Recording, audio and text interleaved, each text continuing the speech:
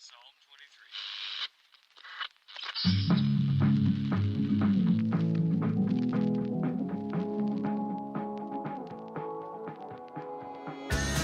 23. Welcome to the Carr and Seguin Show, hosted by Devon Carr and Paul Seguin, where two Michiganders dive into real estate, outdoors, community building, and everything in between. What up, dude? What's going on, man? We are here for episode 78. Sir. And we are going to talk a little market. Yeah, a little market update, a little inflation update. A little bit. A little hurting the wallet. Right. This will be regards to, by the time it airs, it'll be a little bit past, but I mean, still sure it'll be all pretty relevant. Yeah. I because it's been pretty. Been going on for a little bit now. Yeah. So. Definitely the inflation factor that has been steamrolling in a negative way, which has then affected our interest rate. Yep. When it comes to the federal lending interest rate, which then affects all banking. Yep. Loans, not just mortgages, auto, you name it, any kind of lending. They are setting the bar. Yes. So, it is on the upward trend a little bit. Yeah. But not all bad. I mean, realistically, we all say. I mean, we've said it, you marry your house, not your rate. Right. Let me just pull this. So, I mean, and we've talked about it before. I mean, I think it's not the first time we've talked about it, but with the higher rates, I mean, that means less people shopping. Mm-hmm. They're waiting a little bit more. I mean, we've definitely seen that. Yes. So feel it. Homes decreasing and listed price. A little more seller concession coming in these days.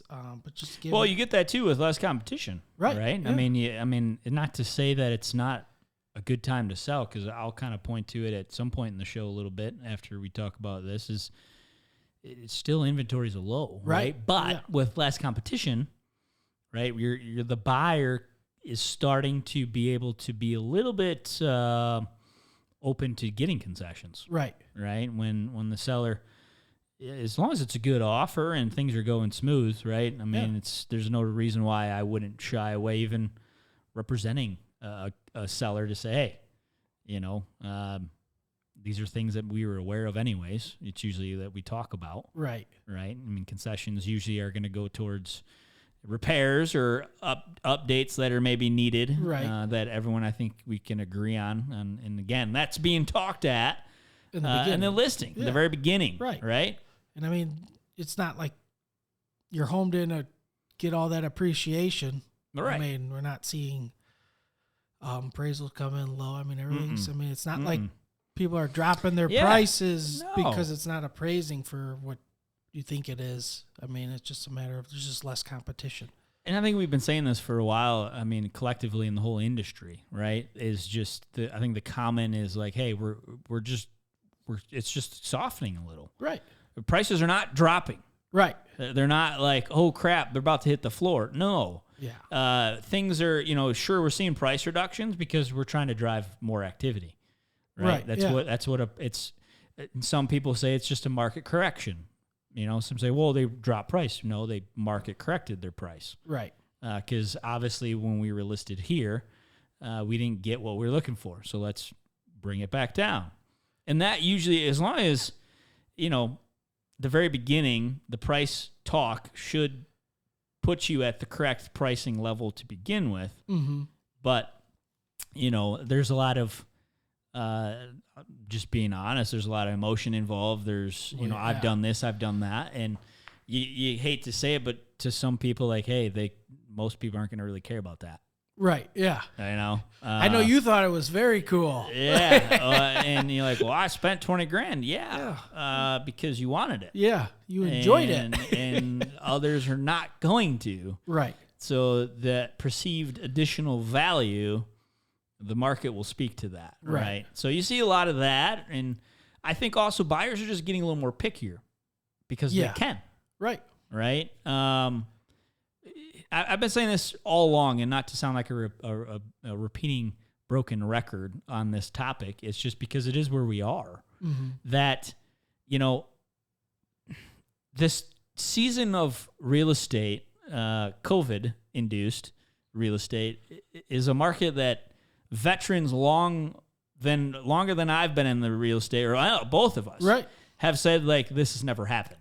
Right. We've never seen a market like this. Historic lows. Yeah. There's a reason there's historic. And I think us being humans, the way that us humans are, is when we get used to a certain way or used to a certain interest rate. You don't like change. We don't like change. Right. No, we don't. But then it's like there's also these questions. We go, what's happening? Right. Now's not a good time to buy or sell. Well, why is that? Well, I mean, it's not like it was before. Right. How? The only big difference that we're having right now is higher interest rates. Right. But we keep saying it time and time again over on the show is marry the house, not the rate. And you try to have that conversation, and there's no other better way to say it is just simply that's it. Mm-hmm. If the house is what you're looking for, it checks all the boxes, and at the current interest rates, it still fits your budget, right? And you don't want to ever stretch your budget just because of, maybe because you love the house and you just don't. I mean, we'd all love if it all still makes sense, there's no reason to say no to today just because the rate's high. Right. Because of where we were, that never ever happened before. Right. And it's hard, I think, sometimes. Me and you get it very clearly, right? Because we're not just looking at this last 2 years. We're looking at this bigger picture, right, of history. 6%'s not high mortgage. But back to my first statement, we humans get used to something, and then when it changes, it's like, well, no, this is why would I buy now? Well, I'm sure you have all your friends that say, well, I'm at this, and then you heard what you were at, and you were like, well, that's too high. Yeah. Why? Why is it too high? Were you not ready? I mean, maybe you weren't ready. Maybe you didn't qualify back then, but you qualify now, and it's a lot easier to get a house. Oh, I mean, I hate saying this statement because then it always brings questions for anyone who's thinking of selling, right? And they're like, well, what does that do for me? It doesn't hurt you. Right. Because we're going to price your house correctly in the first place and then have that conversation to where maybe your expectation is unrealistic. Right. Yeah. But there has never been in the last 2 years, 3 years, a better time to buy. Right. It just simply is that because of what you just said in the very beginning of the show. There's less competition. Yeah. I mean, to put it in perspective for you, I mean, MBA released their mortgage applications data for last week, which would be Memorial Day weekend. Or Labor Day weekend. Sorry. It's funny. I had a text from a client. Happy Memorial Day. Like, I wish it was May because that means the summer hasn't happened yet. And she's like, oh, funny. For last week, showing that purchases were flat. Last week, they were down 29% year over year. Interest rates moved higher, 5.94 to roughly around 6.01, and are roughly 3% higher than this time last year. But I mean, because this time last year, we were what, threes? Probably low threes for interest rate. Yeah, last year. Trying to remember. Yeah, last fall. Last fall was really when it started to go. Uptick. Yep. Yeah, it was in the threes. Yeah. Yep. Okay. So we're 3% up year over year. You said 30% down on purchases. Purchase applications. Year over year. So I mean, these are just people that. Do you have numbers? Fill out. Does it tell you numbers like the amount of apps? No, it doesn't. Just data. Percentage. Okay. But I mean, that's just people that filled out applications. Right. So I mean, there's even less that are actually getting pre-approved. Yeah. Right. Going through the whole process and walking into the buying process. Right. Yeah. Yeah. Pre-approved. Yeah. Then, as most would imagine, refinances decreased by 4.2% last week, and we're down 83% year over year, which makes sense. Oh, for sure. I'm actually kind of tickled that they're still happening. Cash outs? It's true. Yeah. I mean, if you owned your house free and clear, You can and still you wanted refinance to, on you can it. refinance. I mean, But when you just do like a HELOC? you could. Yeah. I mean, depends on what you want to do. What's better rates? I don't do HELOCs. I know you don't do HELOCs. So I don't know what their rate would be. But I mean, it depends. You want 2 mortgages on your house or Or just one? Are you one? gonna pay off some debt and then? I mean, every Yeah, 'cause there's situation's different. Yeah, because you can get a line of credit HELOC, or you can get just a straight term loan as well, right? There's a whole bunch of it's different. options there. So down 30% and 80. What was it? 83. 83%. Yeah, that's no shocker there. You're a dummy if you didn't refinance in the last 3 years. Food prices, which made up 14%, climbed 0.8% in August, bringing the year-over-year gain to 11.4%. Food prices are up. 11.4 year-over-year. Yeah, it's just like even milk, man. I just went to the store the other day and just buy milk, and I'm like, what the frick? Like $4? Right. I remember when these things were like $1.99. Yeah, right. And then explosion in credit cards. I'm sure everybody's heard it. Credit card debt is at its very peak. A sign of inflation impacting consumers. Is All-time highs? Up 15% year over year, which is a record high. Credit card debt is growing at $33 billion per year, which is double the pace $33 billion of a normal year. So normal year is $15 billion, roughly 15, 16 billion. And this past year, it's increased by $33 billion. $33 billion per year. Wow. We should have started a credit card company. Yeah. Gosh. So, I mean, man. Yeah, I guess that's what's happened when free money runs out, right? You go back to using and then more free money. For shelter, it's not free really, but rose by 0.7%, which is the highest increase since 1991. Rents rose 0.7% last month and now are up 6.7% year over year, which is up from 6.3%. Yeah, I mean, that's, is renting bad? No. I've said that numerous times. If you're in a season of life that just, whether it's financially, whether it's credit-wise, whether it's just your decision to not want to move into a home ownership responsibility. Right. Because I will not be the one to sit here and tell you that owning a home is just get the keys and do nothing. Right, yeah. Because that even goes hand in hand, like, with people saying, oh, well, my Zestimate says this. Listen, Zestimate only tells you what it knows by data. It doesn't go off of your condition of your house. Right. And if you did nothing to your house, it's not worth what anybody's going to tell you just by some algorithm that's online. Right. Right.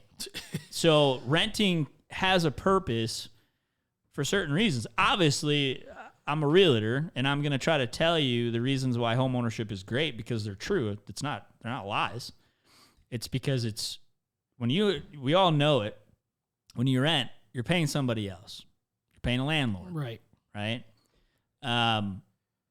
When you end it, you can't sell a rental if you don't own it. Right. You can't, I know you could try to sublease a lease, but not everybody allows you to do that. So when you're at the end of a lease, all you have to look forward to is potentially your security deposit if you didn't damage the place. Right. Right? Where home ownership, I mean, we just, one of our past clients was about to have this massive rent increase. Right. In their place. And they were about to go to over $2,000 a month for a home rental. And I know that we got them in a really nice house in an area they wanted to be in. It's a beautiful house, and they're going to have a fixed mortgage payment. And I think that is the only thing that I want to kind of point to today is when you're renting, you just heard from Devon that the rental rates just rose 6.7% year over year. 6.7% might not seem a lot to you, but that continues year over year over year. So you may be at a fixed cost when it comes to renting, but that rent's going to increase. And I know some of you out there are like, oh, my landlord hasn't increased my rent in 7 years. Well, you have a lucky one. Yeah. Maybe stay there. But most places are going to have annual increases. Right. Just like we're seeing and feeling, everybody's feeling and seeing right now. If expenses increase, so does the income need to. And that's what landlord's in it to make money, guys, right? Yeah. We all know that. Yeah. So if his expenses, if his management company fees going up, if the taxes are going up, he's got to cover it. He's got to cover it. Yeah. And he's still got to keep his margins where it is operational, makes sense. Right. So your rent's going up. That is the only point that I'm going to mention today, and hopefully that's enough for you to stir some maybe thoughts in your brain for those of you listening, is when you buy a 30 or a 15 or a 20 or whatever the heck year fixed mortgage rate, that is your interest, your payment for those years. Right. And unless you escrow taxes and homeowners insurance, those are the only things that are going to fluctuate. Your interest rate stays the same. Right. Your principal and interest is exactly the same for 30 years. You don't have to worry about the annual 6.7 increase in rent. Right. And you're also paying yourself. Yeah. Building equity in an asset that you own. To a different savings account, essentially. It's essentially what it is. Yeah. And I think that's also, maybe that's a change of mindset for some people who've never realized it too, for those listening. Your home is an asset. And if your schooling never told you what assets and liabilities are, an asset's a good thing to carry. Right. Because you can build upon your asset as you continue to pay down here, let's see the graph here, y'all. As you pay down your mortgage, and the home appreciates with daily, monthly, yearly maintenance upkeep. Don't let your house go to crap, people. Right. Okay?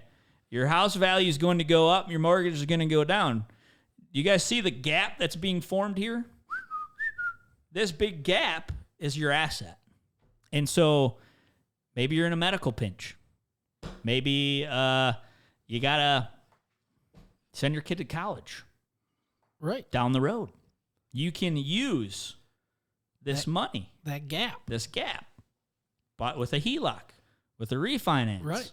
And pull cash out that you now have available.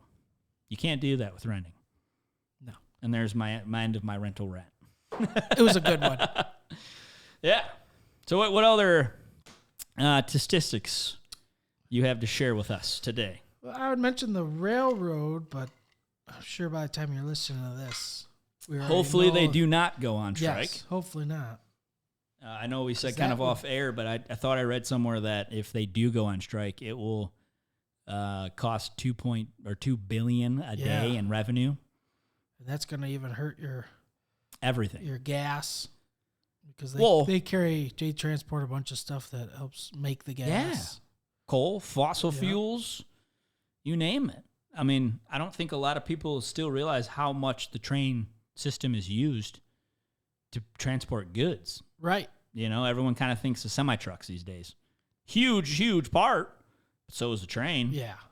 I mean, there's still massive train systems rolling through our country every single day, today, even 2022. It's not old stuff. It doesn't freaking what's-his-face to own all of the railroad systems. I might be wrong, but I thought what's-his-face, big billionaire, Warren Buffett. I think you're Doesn't right. Buffett own it? His Berkshire Hathaway owns the whole railroad system. Did you know that at all, by chance? Nope, I know it used to be owned by a lot of the Vanderbilts way back in the day, but that's just from the men that built America, where I got that from. I think Warren Buffett does own it. I think Berkshire Hathaway bought the whole railroad system. Like all that man needs is more money. in control. Buffett buys railroads.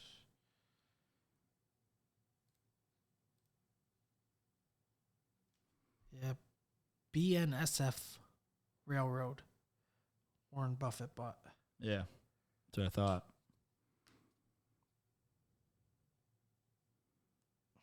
So it's going to cost that man $2 billion a day. Stick it to him. It's a lot of money. Don't stick it to This him. is America. Shut it down. This is America.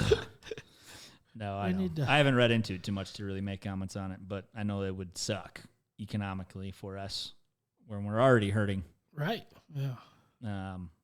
We need some change, that's for sure. We need something to happen to smooth this out a little bit and get our market not bleeding and a little stable. Would be nice. Yeah. Um, Trying to see if I have any other. you want me to talk about some real estate Yeah, numbers go while you're ahead. looking? Go ahead.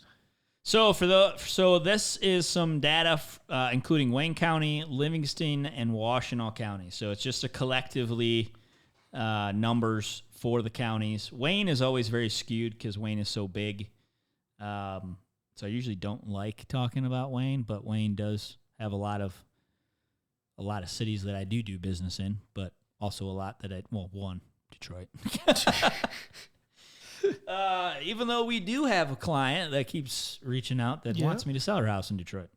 So we'll figure that one out. But, in regards to like kind of the stuff we're talking about, month supply is always a very common figure that a lot of people in our industry kind of throw out there that definitely says like what kind of market are we in. And the parameters of how we look at month supply is 0 to 6 months supply of homes is technically a seller's market. And then 6 months and more is a buyer's market. It just simply where this number comes from is the numbers of home available at a certain time against how many current active buyers there are in the market. And it's a month supply for that comparison. Right. And they get a number that says, okay, based upon how many buyers are in the market and how many homes are available, if everybody bought a house, that's how many supplies we have before there's 0 homes. Even in this softening, cooling market, which I label as normal. Right. I'm using the N word, people. We are getting back to normal. And it's hard for a lot of you to think that's what's happening in the midst of railroad strikes and inflation. But that is what it is. And one of the key factors that proves my point, which I believe proves my point to be true, and I stand firm, is inventory. And a lot of people I know have said this many times, and we talked about it, and we probably will for the next coming years. I'm sure we will. It won't go away. So if you're listening, just sit tight. 08, 09, and 010 ain't happening, y'all. Okay? That is, those days, 6, 7, 8 month supply of homes were on the market. Now, remember that, because I'm about to tell you the month supplies that we still are at today in this market that everyone thinks is just crumbling away. Right. Which is not the truth. You're just listening to dumb people. It's probably what you're doing. I'm sorry, but that's the truth. Wayne County, as of, it's always the month back, so August, yeah. So August, month supply in Wayne County was 2.2. So it's only just a little bit more than 2 month supply. Livingston County, obviously a lot more rural, does have Brighton in it, Howell, a little bigger. So you do have some little major populated areas, but you get more rural. Yep. So it's going to just have a little lower number than Wayne County, which is just a zoo. Yeah. Let's call it like that because it's just a zoo of people. Is Livingston County's 1.4. The lowest county out of all three. Washtenaw County is right behind them at 1.8. So I've been saying this all along. I know we both have, is inventory is a parameter that we look at of, okay, well, where are we at with what we have to sell with? And we're low. Right. And I don't care if you're selling Tiger's cups, right? If I have 50 people who want to buy this cup and I only have 25 of them, what do you think is going to happen? I'm going to sell all 25 right. of them. It's kind of this, I mean, it may not be the best picture, but right now we have 25 of these cups and there's only 50 people wanting to buy. Right. Our supply is low. And so I don't care what product you're selling, homes, Supply cars. and demand. Yeah, it's supply and demand. Yeah. And that's why, even though you're seeing a lot of price reductions, home values are still holding strong. Appraisals are still strong. Right. Because homes are still selling. If marketed and priced right, you're still selling well. Right. And nice homes always will too. And I think that's the conversations are being changed even with the sellers is like, hey, your house needs a lot of work. And buyers are getting pickier. My buyers are getting pickier. Right. Other buyers are getting pickier. They're not in the mind frame like we've been seeing the last couple of years where they could care less. They just want to get an offer. They just want to get a house. Yeah. Because they also want to sell their house potentially and capitalize on what's going on. So they just didn't care. Right. That's not the case anymore. It's a little more normal. Yeah. And sure. There's nothing wrong with that, obviously. I mean, gosh, the last 2 years, haven't we been screaming about wanting just to get back to normal? Right, yeah. And here we are. Right. Yeah, inflation sucks, and hopefully Gets under control we can soon. get a little under grab. Right. But inventory levels still show that you sellers, if we do it right, and that's what my job is to do, so get it right, and for us to agree upon that, it should still be a very good sell. Yeah. And it's a lot more easier, too, to get a house under contract for where you're going. Because that was always the big question. Right, yeah. Where are you going to go? Hey, I'd love to sell, but where am I going? Yeah. And you could also, if you're listening, argue the fact like, well, you're still telling me the inventory's low, so where am I going? Well, there's a lot of homes out there. Right. Even at 2.2, 1.4, and 1.8. And it's easier to get offers accepted. Yeah. I don't have to do anything crazy. Just like Devon said, we can get some concessions if we need and make a good, smooth deal like we kind of normally were. Yeah. Before, it was chaotic and crazy, and right, you were writing offers like, good Lord, I hope this appraises. Yeah, I need 60 days occupancy. Where am I going to go if I don't get it? It was a stressful time for all parties. Oh, yeah. Because, you wanted to make sure one was going to go through or both of them going through. And you had to do it fast. Yeah. Because, lenders and people were getting creative saying, shoot, before COVID, it was like cash is the fastest closing deal, right? Right. And then they're like, no, we can close just as fast as cash. And we're alone. Yeah. We'll do the appraisal real fast. We'll do this. Like everything was like rush. Right. Don't ask a dime. Seller ain't doing anything. Right, yeah. Take it or freaking leave it. Right. As is. Oh, yeah. Buy as is. Here's a good also. In this, I kind of find this even interesting. Even today, right? Like the last 2 years, homes are flying off the shelf, right? That was the perception. And then they were, not that they weren't. But this is what always was interesting is the days on market. Let's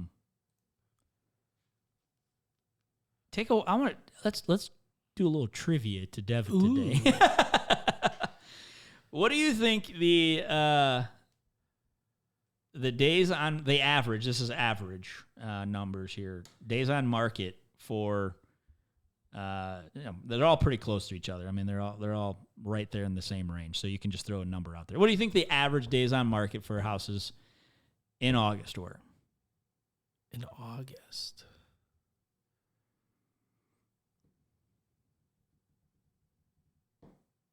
$21. You're close. So Wayne County's 26. Livingston was 24, Washtenaw 23. So I would say on average 25, right? 24, 25. Yeah.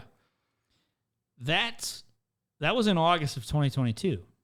We've been dealing with this kind of inflation crap. Right. I don't know, 6 months now, maybe. I mean, kind of. All this year's been kind of rocky. Yeah. No. You know, I would say maybe longer. take a guess what the days on market were last year in August. 19. This is where I think it's so funny. 30.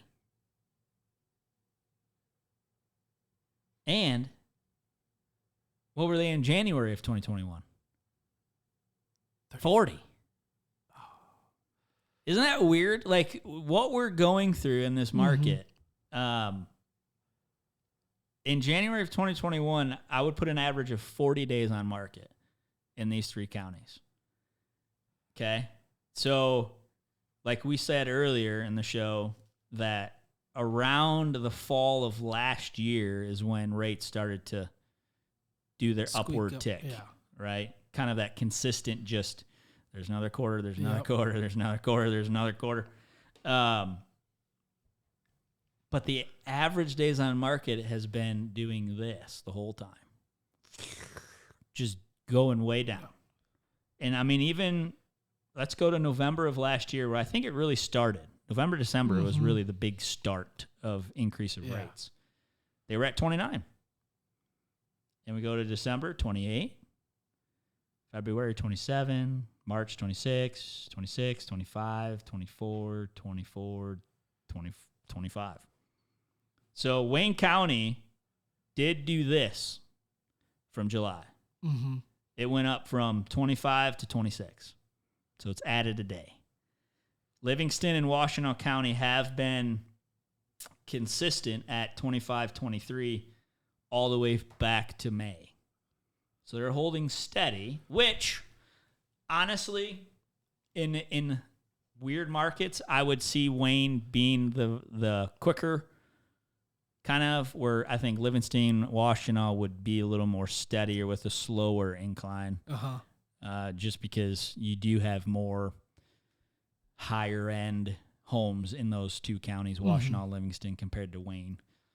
Wayne County is made up of a lot of lower end, maybe, I'm not trying to be, oh no, my computer's gonna die. I think that, I mean, besides those, that's good enough. That was good enough data. Yeah. I got, let's see, 15 minutes left. Yeah, right. By like 2. Yeah, right. It never lasts that long when the battery says that. But, yeah, Wayne County just has cities and areas that get hit harder in downturn markets. Yeah. Let's just put it that way. Where Livingston County and Washtenaw County just have stronger markets that just hold firmer through downturn markets. We're not in a downturn. I'm not putting a little asterisk to that. Yeah. But it's kind of interesting, isn't it? I mean, I remember noticing this, like, even throughout the last couple of years, but also more so to the thought of, like, no, homes don't last past 48 hours. I mean, no, the average days on market is 24. It's impossible. I mean, data doesn't lie. Yeah. And we're getting to that too, where you're seeing a lot of homes, 7, 10, 14 days, and then go pending. But let's also remember that's what it was before COVID. Right. COVID is the outlier. Yeah. And I think that's just kind of, I think, not to try to beat it over anybody's head, but it's just like, it's trying to get people to understand what we do know and what we do see. And I mean, this is what we do. Right. Day in and day out of our lives. And it's hard sometimes to get them to kind of get on this way, our wavelength of knowing, like, no, the market's still good. Yeah, interest rates are high. Your mortgage payment for that same house just last year is now $300-$400 more. And you remember us saying that, and we weren't lying. Right. We're not lying now either. Can't make this stuff up. Right. But at the same time, you might not have got that other house. Maybe you're contingent on the sale of your house. It's a very good point. A year ago, that probably wouldn't have flied very well. No, and I love that you brought that up because that's a very true point. It's probably the best point you could make in this market right now of that it was impossible to be a contingent offer in COVID time. You weren't even looked at. Right. I mean, I hated writing them because I knew it was just like you try to be hopeful and you keep your client going and like, yeah, we're writing a great offer. And I remember I had a client specifically. I remember them clear as day. Like we were above and beyond everybody. Didn't matter. But it was contingent. Didn't matter. I mean, no joke. We were $25,000 higher than the next offer. And the sellers just didn't want to have to deal with that extra step. Right. So in that scenario, is days on market from the day that I put it up for sale to the day that you accept my offer, or from the day that I sign the paperwork saying my mortgage is in, it's mine now? It's a good question. It's a very good question. No, it is from the day the house is listed to the day the house is pending. Right? So on the Real Comp measures the days that it's actively listed on the market. So you can see homes that are ABO, right, which means accepting backup offers. It's a new thing that Real Comp adopted a couple years ago. I think actually the beginning of COVID 2020 was, I think, it's the first year they allowed it. Because what was happening is you had agents accept an offer. There it goes. 15 minutes. Yeah, right. I told you it was like more like 3. You had agents in the past that would accept an offer and then keep it active, and knowing that, I mean, every offer has 2 contingencies, right? Inspection and appraisal. Right. So they were just like, well, until we get through that, I'm still going to show it. I'm still going to allow showings, and we're going to take backup offers. Well, according to Real Comp, that wasn't acceptable, but agents were still doing it because they knew that stuff just happens. Right. Buyers back out because of inspection, especially if the house maybe needed a lot of work, I'm sure. Right, yeah. That would happen. So they adopted that. So, but ABO, I believe, actually still counts as days on market because it's available to show. But as soon as it goes the pending, Real Comp stops counting. So when you go to Real Comp or the MLS, there's a days on market count. And sometimes the numbers don't match up because it's either was withdrawn and then put back up. Mm-hmm. It'll still keep counting those days, even though if it was withdrawn. Yeah. So very good question.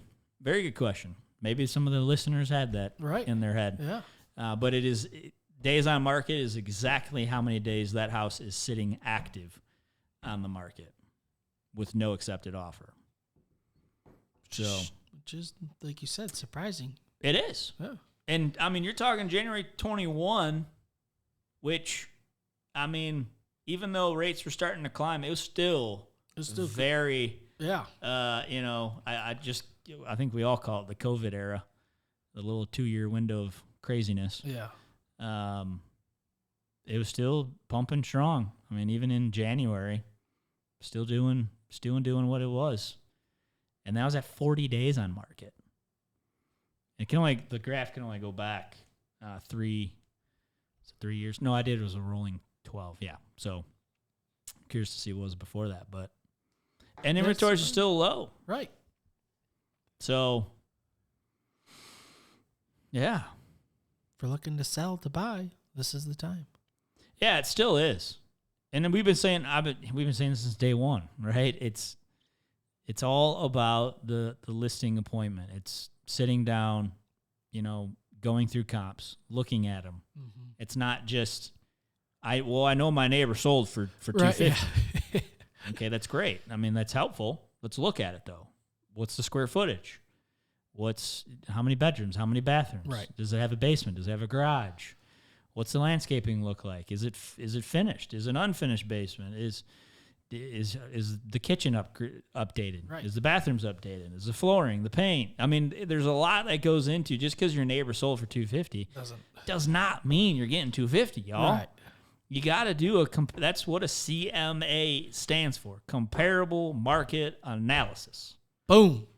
We're going to sit down, and that's what, I mean, myself and good realtors do. We sit down and say, hey, what do you have and they don't have? But what do they have and you don't have? Right.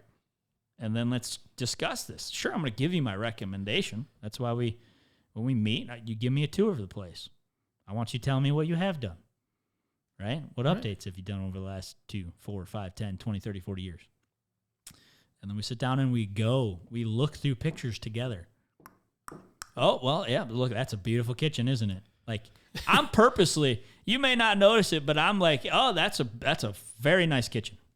Look at that shower, right? Because I want to highlight the things that I'm about to relay. Right. But if I don't have to relay them because then you're agreeing with me, but then you're not agreeing with me on the price, and be like, but didn't you agree with me on how how nice that kitchen was? Right.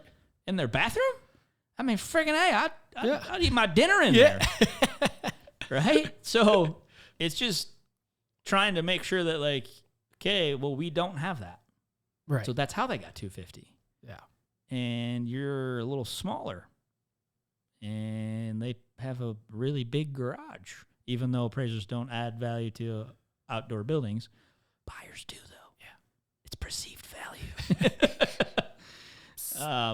Yeah. So it's just stuff like that. And I love it. That's, I think, a fun part of, being a realtor. I love that, the mathness. Right. I love numbers. So I love crunching it and talking about it. But I think there's one thing that I do that I will say this, that most realtors don't at a listing presentation. And I've been told by numerous people who have interviewed other agents, including myself, and be like, wow, you're the first agent to tell us that. And I've heard it multiple times. It's going over the net sales, the net gross income, what they're going to make after selling their house, right? Right. The gross profit, the net profit, not gross, net, including closing costs. Everybody most agents, so maybe I'm giving the secret away, whatever, enjoy it. Use it, because you should get more listings if you're listening. Just tell them, this is what you're... I straight up say, most agents will just say, here's our list price, 6% to sell, here's your net gross. And then when you get to closing and it's like, what the frick? What's this fee? What's that fee? What's this? What's that? No, I say, all right, so it's 6% to list, 3 to me, 3 to the buyer's agent. And I estimate high end 2% to close. So it's 8% to sell your house. And good thing, Mr. Seller, it's probably going to be a little less than that. But don't you want to know what the worst case is going to be? Oh, yeah. And then when we get to the closing table and you're like, ooh, we just made a couple extra grand. Right. So I always present numbers, so this is what you're going to walk away with, 100%. Well, yeah. There's no surprises at the closing That's the way table. It should be. You don't want to think you're getting honestly, X back. I mean, I'm not saying it's a ton of people, but I've been at the listing presentation where they've interviewed other agents, and they're like, wow, you're the first to say that. I never even knew there was closing costs. Like, well, heck yeah, there is. Yeah. It's called transfer tax. There's a lot of stuff. Right. Title's got to get paid too. They don't work for free. Yeah. I'm like, sir, do you work for free? No. You obviously paid for this roof over your head, yeah. huh? So title's got fees, that make sure that your butt's covered in case some idiot tries to come along and say, hey, I got ownership in this place. This is my house. My house. Aunt BB gave it to me 5 years ago. Yeah. Aunt BB. Pulled that one out of my mind. Yeah. It was Aunt BB.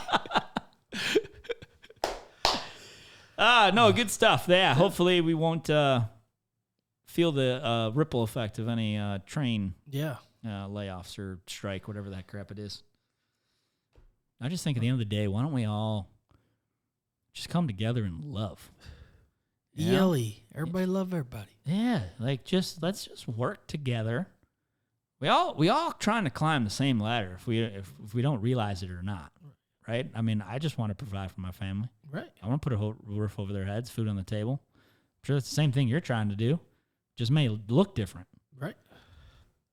But if I can help you, you help me. Let's all just do. Why can't the world just do that? I don't know. Why can't countries do that? Freaking Russia. You know? Like, geez Louise. It's all just try to be a better person today. Yep. Were you better than yesterday? Did you help somebody in need? You know? There's my ending notes. I like it. That's the way. If you got crumbles. That's right. If you got something that somebody needs, give it to them. Give it to them. Help them. Because you've already been blessed. Now bless somebody. Right. People helping people. Stop hoarding what you have. Help with what you have. Anyways. That's what all the hunters do. Mm-hmm. Hunters Against Hunger. Yeah. Coming up. I'm actually thinking of donating. Yeah, you know what? I was just thinking of that. Because I don't want the meat from this weekend's hunt. I already still have enough. Thank you to our cow purchase. Mm-hmm. So I was thinking my brother and my dad want it, but then I'm getting the vibe that they don't. Because then I'm like, I told them that we're processing it up north. It's cheaper. Yeah. Than down here in South Line area. They do a great job. It's just like $40 more for a normal process. And I was like, so I'll drop it off. You're going to go get it. I ain't getting it. Right. They're like, So my cousin actually, I was like, hey, can you call them? Because I'm like, I don't know the name of it. They drop it. There's all up there all the time. Uh-huh. I was like, do they charge if I just say donate it? I'm like, no, it's free. If you just donate it, they'll take it. I'm like, yeah, that's probably what I'll do. Just give it to a food bank. Yeah. Help somebody in need. Hey, it cost me $20 for a doe tag. Right. You just donated how many meals? But it gave me fun. Yeah. And at the same time, helping people with no better fresh meat. That is true. Than they can get. Mm-hmm. I mean, freaking A. I want venison if I'm going to a food bank. Yeah, well, that would be Give me that good stuff. Give me the fresh stuff. Some back straps. Yeah, and it kind of. I was driving home the other night from the one house, and I was like, man, maybe I should just shoot a couple. Like, screw it. Just buy, because you can buy 10 doe tags per year. Yeah. I should just shoot. I mean, unless Matt and Doug don't want me to, but just freaking just shoot them. Like, no, here, I'm gonna donate them all. Go help the local food bank. Right. It's a great cause. Yeah. For sure. Stock their freezers. See? It's all about people. Mm-hmm. Helping people. Boom. And we'd all be in a better world, man. Sir. All right. Well, that concludes 78. Great one. Thanks for coming in, y'all.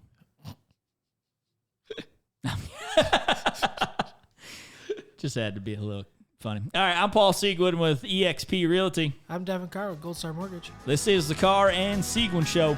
See you.